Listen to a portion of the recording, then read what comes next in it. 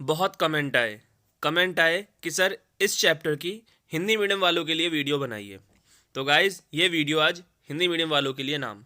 And thanks for comments. अब guys इस chapter के अंदर बहुत कुछ पढ़ने को है, लेकिन पेपर बहुत हमारे पास आ चुके हैं, तो हम केवल वही चीज़ पढ़ने वाले हैं जो पेपरों के अंदर आने का चांस रखती है। ओके गाइज़, यानी कि हमें स्मार्ट स्टडी करनी है, वही चीज़ पढ़नी है जो एग्ज़ाम में आ सकती है। तो स्टार्ट करते हैं गाइज़। सबसे पहले तो हमें ये सारे पॉइंट्स पढ़ने हैं जिन पर मैं टिक लगा देता हूँ। 1 2 3 4, हमें ये 4 पॉइंट्स पढ़ने हैं गाइज़। ठीक है, हम स्टार्ट करते हैं। सबसे पहला पॉइंट क्या कह रहा है? सभी जीव सूक्ष्म इकाइयों के बने होते हैं जिन्हें कोशिका कहते हैं। यानी अगर एग्जाम में आ गया कि कोशिका क्या है, ठीक है, तो जो सूक्ष्म इकाइयाँ होती हैं जीवों में उन्हीं कोशिका कहते हैं। सेकंड पॉइंट क्या कहता है? सभी जीवों की संरचनात्मक व कार्यात्मक इकाई कोशिका है। यानी अगर पेपर में आता है कि कोशिका, फिर खाली स्थान दे दिया, यानी ब्लैंक दे दिया, खाली स्थान दे दिया, कोशिका खाली स्थान जीवों की इकाई है, तो आप लिखेंगे खाली स्थान में संरचनात्मक व कार्यात्मक। थर्ड पॉइंट क्या कहता है? कोशिका के आकार, यानी कोशिका का साइज क्या है, आकृति यानी उसकी डिज़ाइन क्या है, संगठन यानी वो किन किन चीज़ों से मिलकर के बनी है, का अध्ययन, अध्ययन माने पढ़ाई करना, साइटोलॉजी कहलाता है। यानी कोशिका का आकार क्या है, आकृति क्या है, संगठन क्या है, अगर हम इसके बारे में पढ़ाई करते हैं, अध्ययन करते हैं, तो उसे हम साइटोलॉजी कहते हैं। फोर्थ पॉइंट का यहाँ पर यह कह रहा है, सन 1665 में 1665 में मृत कारक कोशिकाओं, मृत मीन्स मरी हुई कोशिकाओं के बारे में रॉबर्ट हुक ने सूक्ष्मदर्शी से देखा था। यानी रॉबर्ट हुक वो बंदा था जिसने सबसे पहले मरी हुई कोशिकाओं के बारे में दुनिया को बताया था। उसके बाद ये पॉइंट भी पढ़ लेना आप, सर्वप्रथम सूक्ष्मदर्शी में जीवित कोशिका को एंटोनी ल्यूवेनहॉक ने देखा था। यानी जीवित कोशिका को, लिविंग सेल्स को सबसे पहले किसने देखा था दुनिया में? एंटोनी ल्यूवेनहॉक ने। अब क्वेश्चन कभी कभी ये आ जाता है कि कोशिकाओं का आविष्कार किसने किया है, सॉरी कोशिकाओं की खोज किसने की सबसे पहले। अब कोशिका की खोज किसने करी क्वेश्चन में आ गया, लेकिन उसने ये नहीं बताया कि कोशिका मरी हुई है या जिंदा है, तो हम उसका आंसर रॉबर्ट हुक लिख देंगे। क्या लिख देंगे? रॉबर्ट हुक, उसका आंसर हम लिख देंगे अगर उसने ये नहीं बताया कि कोशिका मरी हुई है या जिंदा है। लेकिन अगर वो बताता है कि कोशिका मरी हुई है या जिंदा है, तो फिर आप देख लेना, मृत के लिए रॉबर्ट हुक और जो जीवित है उनके लिए एंटोनी ल्यूवेनहॉक। ओके गाइज, अब इसमें नीचे से हमें कुछ नहीं पढ़ना है, तो हम आगे चलते हैं डायरेक्ट जहाँ पर हमें पढ़ना है। अब ये बॉक्स आपके सामने है और आप इस बॉक्स को देख रहे हैं गाइज। ओके, ये बॉक्स आपके सामने है। अब इस बॉक्स के अंदर आप देख रहे हैं गाइज कि 6 पॉइंट हैं, लेकिन पेपर में ये बॉक्स 5 पॉइंट्स में पूछा जाएगा और डेफिनेटली पूछा जाएगा। आई एम श्योर ये बॉक्स आपसे पेपर में पूछा ही जाएगा। ठीक है, कि एक कोशीय जीव और बहुकोशीय जीव में क्या अंतर है, 5 मार्क्स। अब ऐसा भी होता है, कुछ बच्चे बोले सर हमारे पेपर में तो आया नहीं है, आपने तो कहा था वीडियो में। तो देखिए गाइज, मैं वीडियो कई लोगों के लिए बना रहा हूँ, मैंने कहा कि ये डेफिनेटली आ सकता है, दैट मीन कि इसका बहुत ज़्यादा चांसेस है कि एग्जाम में आएगा 5 मार्क्स का। अब 5 मार्क्स का है तो इसमें कोई से भी आपको 5 पॉइंट याद करने हैं, टोटल इसमें 6 पॉइंट हैं। अब आप बोलेंगे सर आप इनका मीनिंग समझा दीजिए। गाइज, इसमें जो लिखा पड़ा है पॉइंट मैंने ये पहले ही पढ़ लिया है, तो मुझे लग नहीं रहा कि इसमें मुझे आपको कुछ भी समझाने की ज़रूरत है, आपको बस इसे लर्न कर लेना है, 5 पॉइंट कोई से भी। ठीक है गाइज, चलिए आगे चलते हैं अब हम। तो अब हम देखिए इस वाले बॉक्स की बात कर लेते हैं, ये वाला बॉक्स हमारे सामने है। ठीक है गाइज, तो अब इस बॉक्स के अंदर भी ये पेपर में आने का बहुत चांस है, हमें इनमें से कोई से भी 5 पॉइंट याद कर लेने हैं। तो आपका जो जो याद करने का मन हो वो आप याद कर लीजिए, बाकी मेरा जो मन कर रहा है वो मैं आपको पढ़ा देता हूँ। सबसे पहले इसमें मैं पहला पॉइंट ये वाला बताना चाहता हूँ कि आप ये वाला पहला पॉइंट याद करें। यानी जो प्रोकैरियोटिक कोशिकाएं होती हैं वो आकार में बहुत छोटी होती हैं, यूकैरियोटिक कोशिकाएं आकार में बड़ी होती हैं। दूसरा पॉइंट आप ये याद करें कि इनमें केंद्रक अनुपस्थित, अनुपस्थित का मतलब होता है एब्सेंट, इनमें केंद्रक नहीं होता और इनमें केंद्रक उपस्थित होता है यानी होता है। तीसरा, झिल्ली के जो द्वारा जो अंग होते हैं घिरे हुए वो इनमें नहीं पाए जाते। यानी आपने पढ़ा होगा ना कोशिका झिल्ली जो होता है इस चैप्टर में, तो कोशिका झिल्ली के द्वारा जो अंग घिरे हुए होते हैं कोशिका के वो इसमें अनुपस्थित होते हैं और इसमें पाए जाते हैं। ठीक है, तो 3 पॉइंट हो गए। चौथा पॉइंट आप ये पढ़ लीजिएगा और 5वां पॉइंट आप नीचे वाला पढ़ लीजिएगा। तो गाइज ये मैंने आपको 5 पॉइंट पढ़ा दिए हैं जो आपको पढ़ने हैं। अगर आपका मन है कि आप कोई और 5 पढ़ना चाहते हैं, इसमें जो पॉइंट मैंने छोड़ दिया आप उसे भी पढ़ना चाहते हैं तो आप उसे भी याद कर सकते हैं, लेकिन आप केवल 5 पॉइंट याद कर लीजिएगा। ठीक है गाइज, चलिए अब गाइज यहाँ पर देखिए आप, सबसे पहले तो ये चारों पॉइंट हमें पढ़ने पड़ेंगे। ठीक है, पहला पॉइंट, एक बहुकोशीय जीव की किसी कोशिका का आकार सामान्यतः 20 से 30 पीकोमीटर होता है। ये जो यूएम यहाँ पे लिखा पड़ा है इसे हम पीकोमीटर बोलते हैं। ठीक है गाइज। दूसरा पॉइंट, सबसे बड़ी कोशिका किसकी होती है? शुतुरमुर्ग का अंडा, जिसकी लंबाई 15 सेंटीमीटर लंबी और 13 सेंटीमीटर चौड़ी होती है। उसके बाद सबसे छोटी कोशिका माइकोप्लाज्मा, साइज यहाँ पे दिया पड़ा है 0.1 एम्पियर डिग्री। उसके बाद सबसे लंबी कोशिका तंत्रिका कोशिका। तो ये पॉइंट आपको पढ़ने हैं जो एग्जाम में 1 मार्क्स के आपसे पूछे जा सकते हैं, ये टिक मार्क में भी आ सकते हैं। ओके गाइज, अब हम आगे चलते हैं।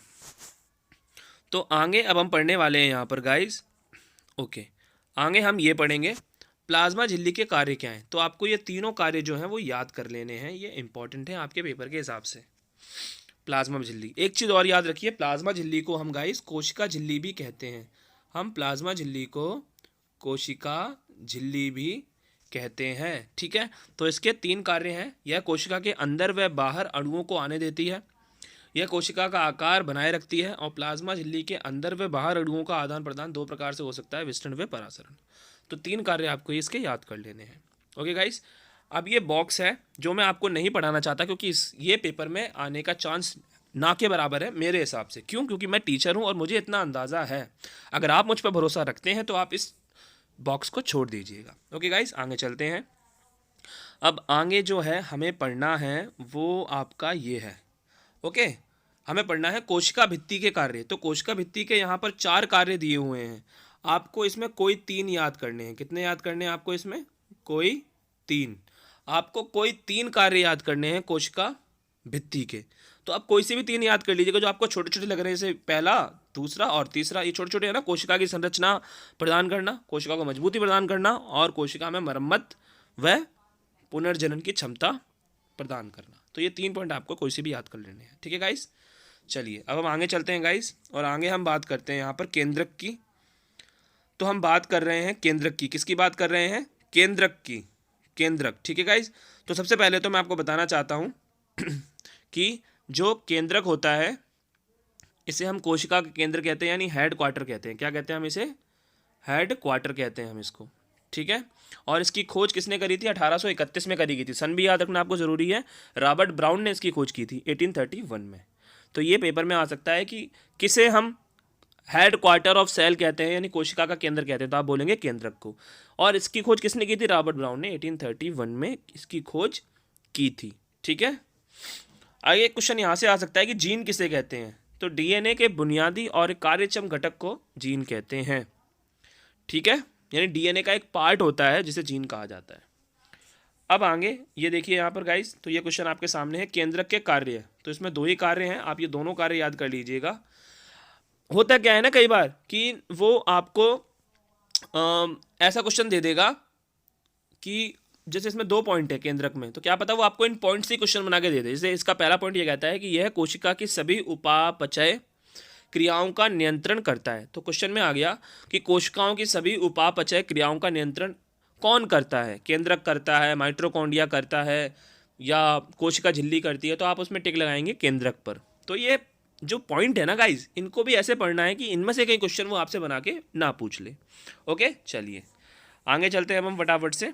तो आगे जो है वो ये आपका आ गया गाल्गीय उपकरण के कार्य। तो देखिए गाइज, यहाँ पर 5 कार्य हैं इसके, और मैं आपसे ये नहीं कहूँगा कि आप कोई से भी 3 याद कर लीजिए। मैं तो ये कहूँगा बल्कि कि आप पूरे कार्य याद करिएगा, क्योंकि एग्ज़ाम में वो जो कार्य हैं इसके लिखे पड़े हैं, इन्हीं में से क्वेश्चन बना करके आपको वो दे सकता है। अब आप मुझसे ये भी कहेंगे सर आप हमें समझा नहीं रहे हो, आप हमें बस बोल रहे हो कि इसमें ऐसे पढ़ लेना, उसमें वैसे पढ़ लेना। देखिए गाइज, मैं अगर समझा भी दूं, क्योंकि ये साइंस है, ये कोई मैथ्स तो नहीं है ना जिसमें आपको सवाल समझाना पड़ता है। ये तो साइंस है गाइज, इसमें वो पॉइंट समझाया जाता है जो बिल्कुल भी आपके समझ में ना आए। अब ये तो साइंस में ये जो पॉइंट्स लिखे पड़े हैं ये आपको तो लर्न करना पड़ेगा, क्योंकि जब आप इनके 5 पॉइंट लर्न कर लेंगे, मान लीजिए मैंने समझा दिया, आपने समझ भी लिया, लेकिन आप उसे भूल गए 10-15 दिन के बाद में, तो काम नहीं चलता। तो आपको इसे याद करना पड़ता है। ओके, जब आप याद करेंगे तभी आप क्वेश्चन एग्जाम में कर पाएंगे। ठीक है, चलिए अब हम आगे चलते हैं। माइटोकॉन्ड्रिया, गाइज माइटोकॉन्ड्रिया बहुत इंपॉर्टेंट टॉपिक है हमारा। सबसे पहली बात तो माइटोकॉन्ड्रिया को सर्वप्रथम 1880 में कॉलिकर ने देखा था। ये कॉलिकर जो है ये साइंटिस्ट का नाम है, इन्होंने सबसे पहले इसको देखा था। तो आपको ये पॉइंट तो एक याद करना ही पड़ेगा। और माइटोकॉन्ड्रिया में खुद का डीएनए होता है, खुद का राइबोसोम होता है, ये भी याद रखिएगा। और माइटोकॉन्ड्रिया जो है वो दोहरी झिल्ली वाली होती है और उसमें आरबीसी यानी लाल रक्त कणिकाएं पाई नहीं जाती हैं। याद रखिएगा, पेपर में आ सकता है कि लाल रक्त कणिकाएं, आरबीसी जिन्हें बोलते हैं, लाल रक्त कणिकाएं, वो किस में नहीं पाई जाती हैं। तो आप आंसर लिखेंगे माइटोकॉन्ड्रिया में। ठीक है, तो ये हो गया। ओके गाइस, और ये उसके कार्य है माइटोकॉन्ड्रिया के। नीचे जो दिए गए हैं 2 कार्य आप याद कर लीजिएगा। तो माइटोकॉन्ड्रिया के कार्य भी आपको याद करना है। याद रखिए, कार्य जो लिखे पड़े इसमें, जो पॉइंट लिखे पड़े, उन पॉइंट से भी क्वेश्चन बना करके वो आपसे पूछ सकता है। ठीक है गाइस, चलिए अब हम आगे चलते हैं। और यहाँ पर राइजोबियम के कार्य नहीं आ सकता मेरा जहाँ तक मानना है।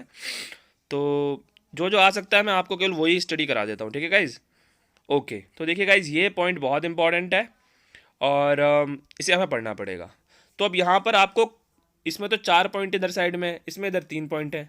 आप ना कोई 3 याद कर लीजिए, कोई 3, यानी यहाँ पर तो 3 ही है जो आपको याद करने हैं, लेकिन यहाँ पर इस तरफ 4 पॉइंट है, तो इन 5 पॉइंट है, तो इन पाँचों में से भी आप कोई 3 पॉइंट ही याद करना।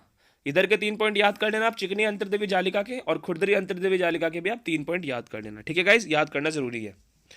अब हम आगे चलते हैं यहाँ पर। तो फिर मेरे हिसाब से ये तो नहीं आ सकता, लवक, ये भी नहीं आ सकता। हाँ, एक चीज़ यहाँ पर इंपॉर्टेंट है आपको पढ़ना, वो ये है कि लवक में अपना डीएनए होता है और अपने राइबोसोम होते हैं। ठीक है, तो लवक जो होता है गाइस, उसका अपना डीएनए होता है और अपना ही राइबोसोम होता है। ठीक है, चलिए गाइस, अब मैं आपको बताना चाहता हूँ सबसे पहले तो कि क्लोरोप्लास्ट के बारे में, क्या होता है क्लोरोप्लास्ट। तो ये आपको पॉइंट पूरा याद करना पड़ेगा क्लोरोप्लास्ट का। ठीक है गाइस, अब इसमें एक चीज़ और भी ध्यान रखना है आपकी, क्लोरोप्लास्ट को हम रसोई घर भी बोलते हैं। क्या बोलते हैं? रसोई घर। तो पेपर में आ सकता है कि कोशिका का रसोई घर कौन होता है, तो आप आंसर क्या देंगे उसका? क्लोरोप्लास्ट। ठीक है गाइस, चलिए अब हम आगे चलते हैं। तो यहाँ पर जो है हाँ, ये बहुत ज़्यादा इम्पॉर्टेंट चीज़ है। वो क्या? वो है आपकी ये लाइजोसोम। तो गाइज लाइजोसोम जो है, इसके ये कार्य हैं, तो ये कार्य आपको याद करना है। दूसरा क्वेश्चन ये आ सकता है कि राइबोसोम को हम सुसाइड बैग क्यों कहते हैं? Suicide bag. तो ये पूरा जो पॉइंट मैंने टिक लगाया है नीचे का, ये आपको पूरा याद करना पड़ेगा कि इनको हम सुसाइड बैग, आत्मघाती थैली क्यों कहते हैं। ठीक है गाइज, ये बहुत इंपॉर्टेंट है। लाइबोसोम पेपर में 99% आ सकता है इस बार। ठीक है, चलिए अब आगे। और यार ये क्वेश्चन तो ऐसा है जिसके बारे में आपके स्कूल के टीचर भी आपसे कई बार कह चुके होंगे कि पादप कोशिका और जंतु कोशिका में अंतर बताएं। तो वो अंतर आपको याद कर लेने, कोई 5 अंतर आपको याद करने, इसमें भले 6 दिए हों, आप कोई 5 याद करिएगा। ठीक है गाइस, चलिए।